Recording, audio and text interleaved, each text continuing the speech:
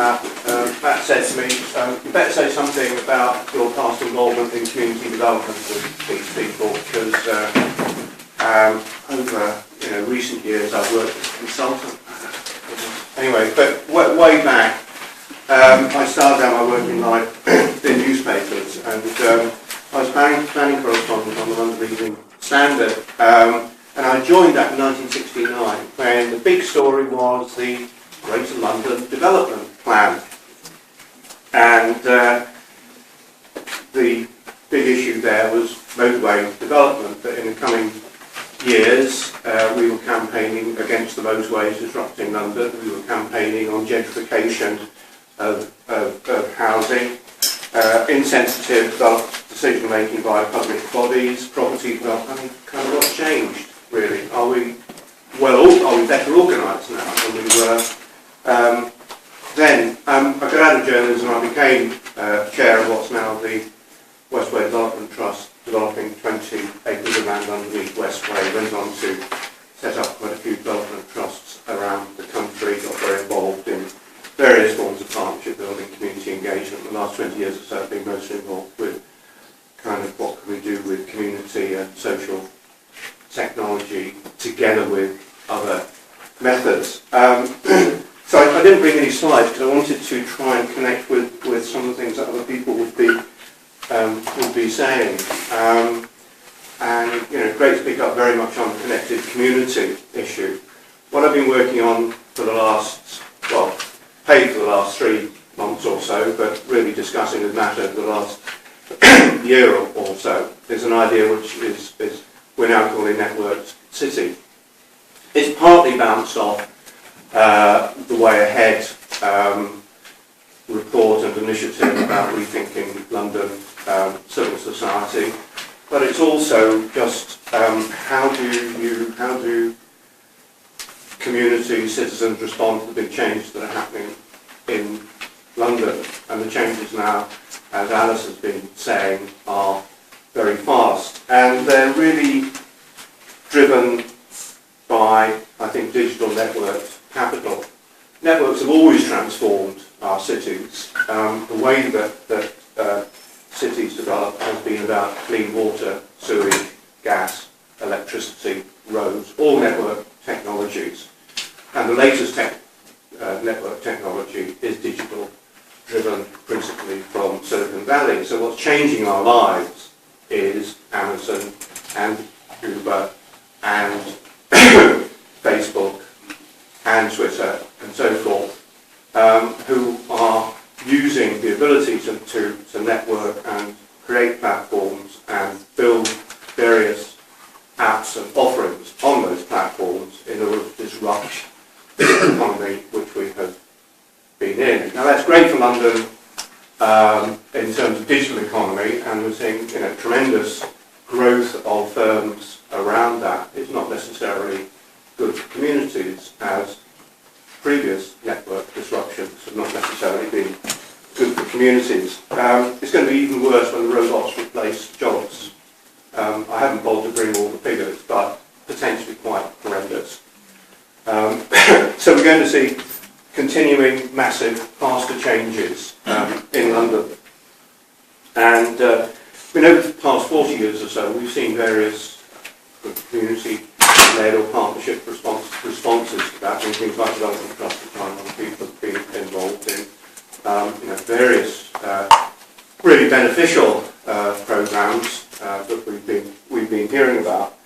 But I think it is important that citizens, communities organise for themselves, as Richard was saying, and I was really inspired by the vision, not of the Greater London Development Plan, but the Citizens Plan for London.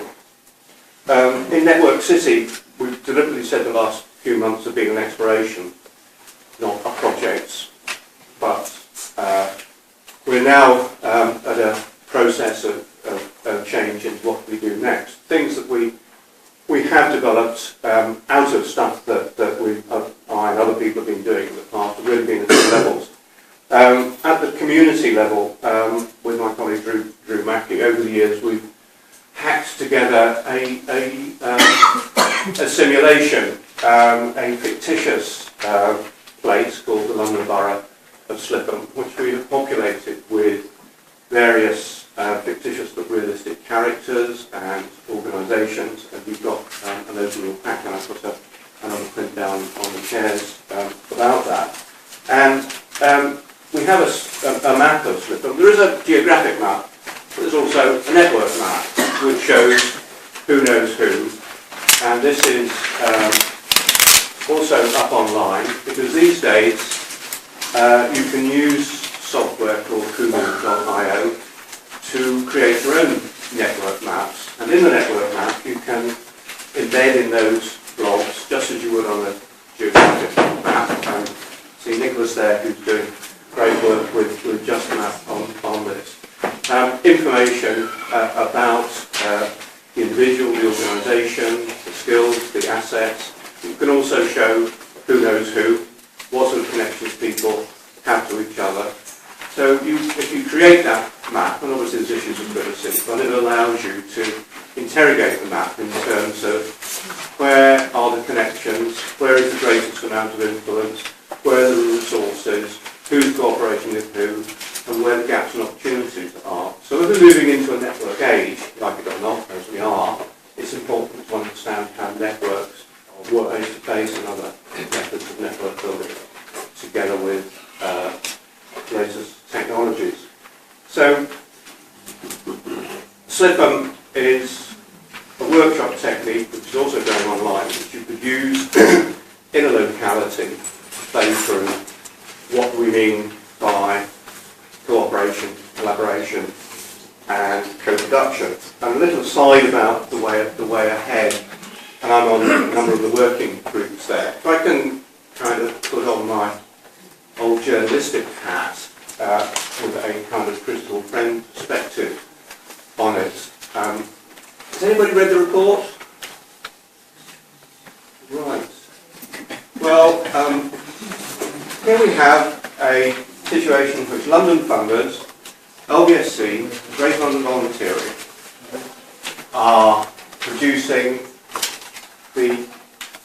probably the first opportunity in a decade to change the way in which funding for the sectors and the future of civil society operates. In fact, nobody knows about it. There is no communication plan. The report is challenging to read.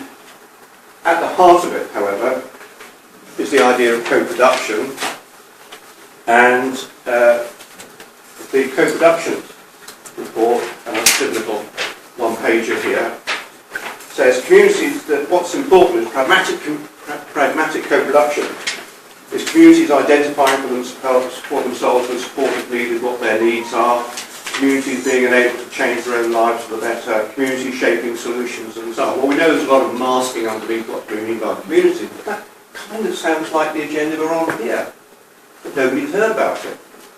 And the reason nobody's heard about it is the process for the way ahead is not a co-production process.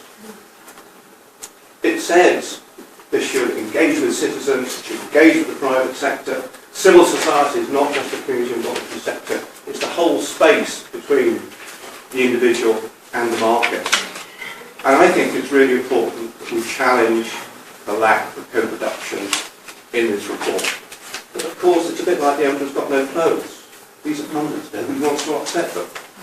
I'm kind of old enough now, but I don't really care. So I hope that it's time possibly to have a go. So if we then move from how can we think about communities in terms of local networks, and I said we're working with Nicholas and other people on how to bring together different methods to do that.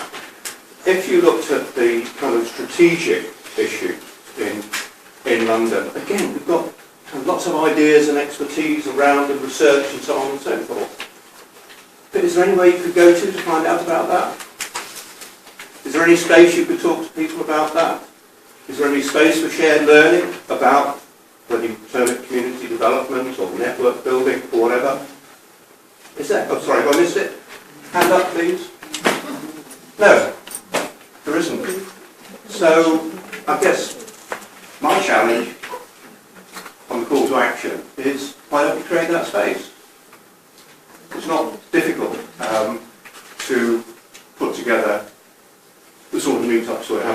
but together with some online capabilities. And Greg's the old friends, Kevin and Gabriel, promoting the idea of a community development information service, which I think they would agree could be expanded into a communication space.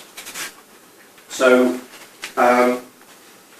Network City as an idea, with no real resources except enthusiastic other people like Matt and 30 people who are on an online team and so forth, I think are up for working with other people. Our particular agenda is how do you bring network thinking, digital technology, self-organising, and all the past experience that we've had in community development and network building and so forth into the civil society arena. And I mean, there is actually great work going on in the way ahead in the various groups, Alison and other groups. But I think there is an opportunity to use the way ahead as a kind of challenge space, if you like, to say you're celebrating communities and community development. Let's now get together and do something about it. So 2 propositions. One, let's set up that forum to create our space to talk about this. And secondly, let's challenge the way ahead to have an event, let's say before the summer break, June, July, which brings together key people from all the sectors in civil society that they're talking about, brings together the recommendations of the various groups, and actually co-designs some way forward. Anybody up for it? Okay.